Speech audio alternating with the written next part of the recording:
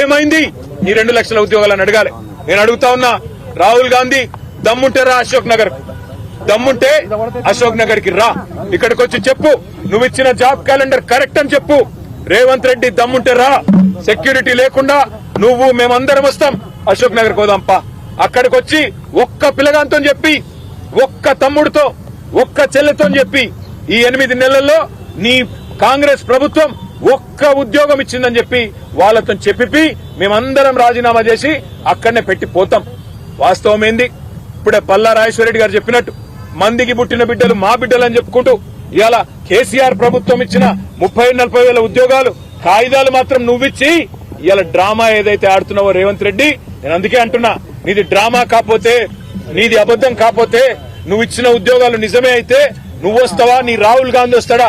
రండి, city central లైబ్రరీకి వస్తారా, అశోక్ నగర్ కు వస్తారా, ఉస్మానియా యూనివర్సిటీకి వస్తారా, ఎక్కడికి వస్తే అక్కడికి రండి.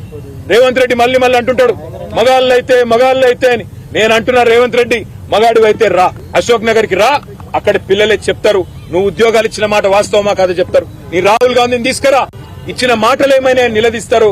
కాంగ్రెస్ నాయకులను తరిమేసే పరిస్థితి ఉంది ఇవాళ తెలంగాణ యువత.